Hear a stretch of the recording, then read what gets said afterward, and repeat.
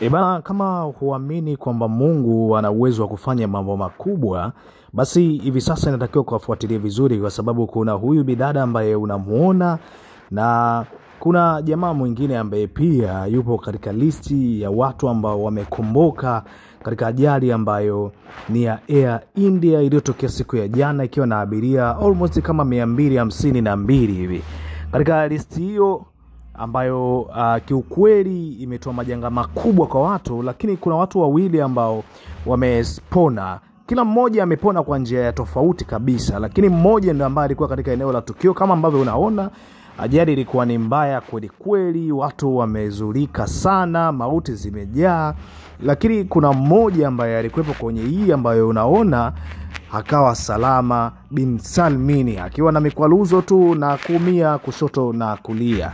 Sasa siku ya jana kuna ajali ya ndege ambayo ilikuwa imetokea, na kiukweli ilitengeneza changamoto kubwa kwa watu wakaanza kuongea mambo mengi kwa namna ambavyo ajali za ndege siku hizi kama zinatokea mara kwa mara, changamoto zikiwa nini, lakini wengi wakihusisha hali ya hewa na kutopata majibu rasmi mpaka hivi sasa kutoka kwenye taasisi husika ambazo zimesimamia ama zinasimamia kampuni hii. Sasa habari ya kwanza ni ya huyu jamaa ambaye alikuwa amepona.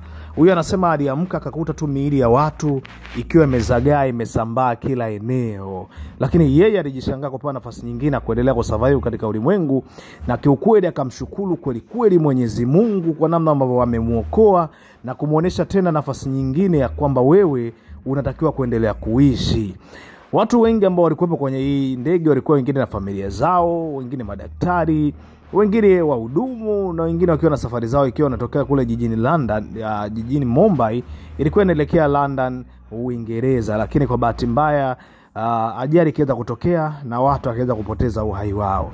Lakini kwenye hiki ambacho ni cha huyu bidada, alikuja kuibuka na yeye kusema alikuwa ni mmoja wa wasafiri ambao walikuwa wanatakiwa kuweza kupanda ndege, lakini cha ajabu akaweza kuchelewa almost kama dakika 20 hivi, akachelewa safari ile, kitu ambacho yeye mwenyewe anadai alijutia na kujilaumu kwa kuwa alikuwa anaenda kutafuta sehemu ya kazi Amazon, kampuni ambayo ni kubwa kweli kweli ulimwenguni. Kwa hiyo mtu ukipata nafasi unaamini unaitamani sana ili uweze kuifanyia kazi, kwa sababu ni sehemu ya maisha ya watu wengi sana ambao na ni ndoto za watu wengi ili uweze kufanya kazi katika kampuni hiyo.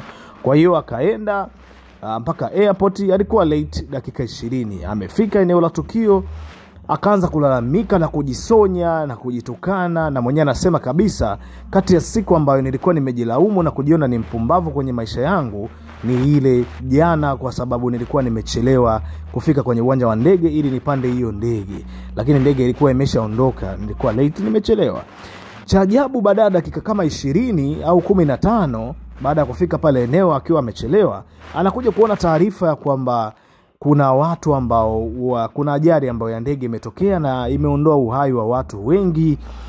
Mwenyewe akaanza kutetemeka, anadaiwa akaanza kutetemeka na kuanza kulia pale pale, kwa sababu mwenyewe anajikuta angekuwa katika listi hiyo, japokuwa kuna mmoja ambaye amepona. Kwa hiyo watu wakaanza kuhusisha jambo hili na kwamba ni Mungu ambaye amesababisha hiyo kitu kiweze kutokea, mmoja akimponya akiwa amechelewa, lakini mwingine anamponya kati ya listi ya watu wengi ambao walikuwa katika hiyo ndege. Bana, kama uamini kupitia Mungu, nadhani katika hili itakuwa ni moja ya shuhuda ambazo itabidi uzitumie kuanzia leo kuambia watu ya kwamba jamani, Mungu yupo na Mungu anaponya na Mungu anaweza kuokoa watu sehemu ambayo ilikuwa haifikiki. Yeye anatengeneza mazingira ikafikika na watu wakawa salama.